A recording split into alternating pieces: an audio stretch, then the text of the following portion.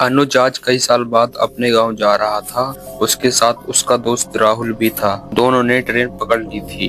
शाम तक उन्हें गांव पहुंचना था। ट्रेन में खाना खाकर दोनों बातें करते करते बाहर के नज़ारे देख रहे थे। राहुल ने कहा, भाई मैंने आज तक सिर्फ ट्रेन से ही गांव और खेत देखे हैं। मैं कभी गांव नहीं गया, इसलिए जब तूने अपने साथ चलने के लिए कहा तो मैं बहुत खुश हो गया। यह सुनकर अनुज हंसने लगा। वह बोला, ज्यादा खुश मत हो, गांव में तू एक दिन में ही परेशान हो जाएगा। वहां ना लाइट ठीक से आती है ना इंटरनेट। यह सुनकर राहुल हंसने लगा। दोनों की ट्रेन एक जगह खड़ी हो गई। गाड़ी को खड़े हुए 2 घंटे बीत गए थे। तभी वहां से टीटी गुजर रहा था। पूछने पर उसने बताया कि आगे पटरी खराब है, काम चल रहा है, ट्रेन कम से कम 6 घंटे लेट हो जाएगी। ट्रेन में बैठे बैठे ही रात हो गई। दोनों की गाड़ी गांव के पास वाले स्टेशन पर रात को 1 बजे पहुंची। ट्रेन से उतरकर दोनों ने सवारी ढूंढने की कोशिश की, लेकिन उन्हें कोई सवारी नहीं मिली। दोनों ने पैदल ही गांव जाने का फैसला किया। स्टेशन के बाहर एक चाय वाले की दुकान थी। दोनों उसके पास गए। अनुज ने कहा, भैया क्या 2 कप चाय बना दोगे? चाय वाला बोला, हाँ हाँ आप बैठो, मैं अभी बना देता हूँ। दोनों ने चाय पीकर पैसे दिए और चलने लगे। तब चाय वाले ने कहा, भैया इस समय गांव मत जाओ, मेरी बात मानो तो यहीं रुक जाओ। रात में वहां एक नरपिशाच का आतंक रहता है, वो किसी को भी अपना शिकार बना लेता है। यह सुनकर अनुज थोड़ा डर गया, लेकिन राहुल ने कहा, अरे यार मैं शहर में रात को 3 बजे तक घूमता रहता हूँ, कभी कुछ नहीं हुआ। ये तुम लोगों ने डराने के लिए कहानियां बना दी हैं। राहुल नहीं माना और दोनों चाय वाले की बात को अनसुना करके गांव की ओर चल दिए। सड़क से रास्ता लंबा था, इसलिए अनुज राहुल को एक छोटी पगडंडी से लेकर चल दिया। रास्ता सकरा था, इसलिए अनुज आगे और राहुल उसके पीछे चल रहा था। अनुज बीच बीच में मुड़कर राहुल को देखता और उससे बातें करते करते आगे बढ़ रहा था। राहुल भी उसके हाँ में हाँ मिला देता था। कुछ देर बाद अनुज को लगा कि राहुल जवाब नहीं दे रहा है। उसने पीछे मुड़कर देखा तो राहुल वहां नहीं था। अनुज बड़बड़ाने लगा, हे भगवान ये कहाँ गया? कहीं इधर उधर तो नहीं चला गया? जरूर पेशाब करने रुक गया होगा। वह धीरे धीरे राहुल को आवाज देने लगा, लेकिन उसे कोई उत्तर नहीं मिला। अब वह तेजी से गांव की ओर चल दिया, जिससे कि किसी को मदद के लिए बुला सके। अभी अनुज कुछ ही दूर चला था कि राहुल ने पीछे से आवाज दी, मुझे छोड़कर चल दिया अनुज? अभी तो मुझे तेरा गांव देखना है। अनुज ने पीछे मुड़कर देखा तो अंधेरे में एक साया दिखाई दिया। वह बोला, अरे राहुल कहाँ चला गया था यार, मैं बहुत डर गया था। राहुल ने कहा, कहीं नहीं बस यहीं था, चल गांव चलते हैं। अनुज ने महसूस किया कि राहुल की आवाज कुछ बदल गई है।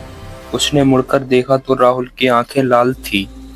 अनुज ने कहा, ये तुझे क्या हुआ और तेरी आंखें लाल क्यों हैं? राहुल हंसते हुए बोला, कुछ नहीं बस थक गया हूँ, तू चल जल्दी से।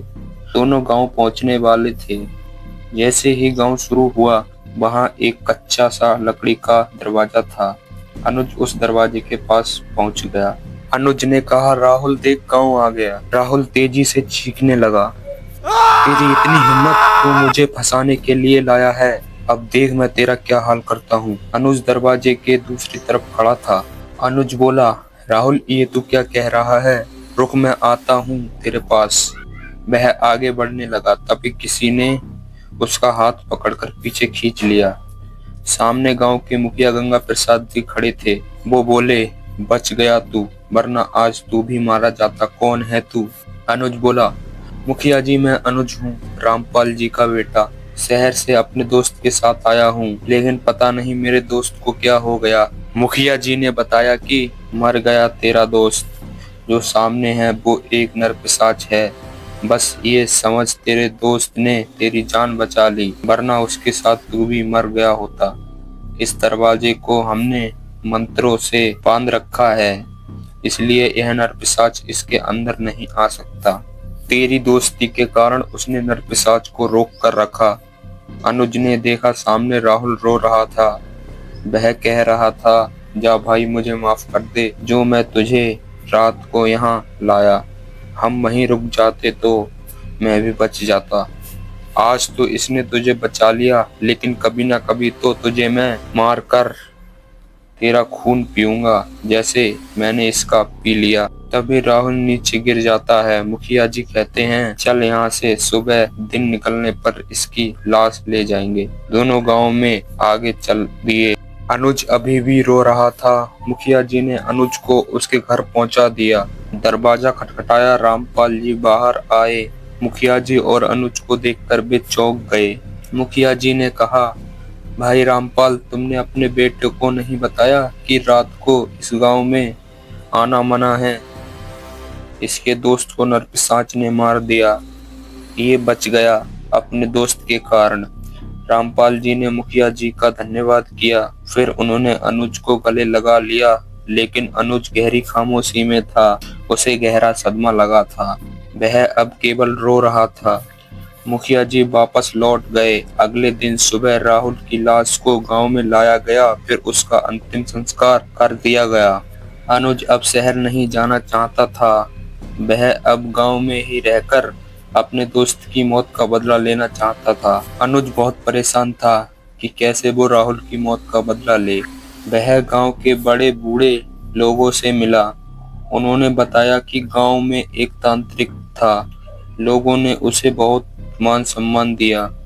वह गांव वालों से पैसे लेता और टोने टोटके की मदद से लोगों को उनका किसी से दुश्मनी का बदला लेने में मदद करता।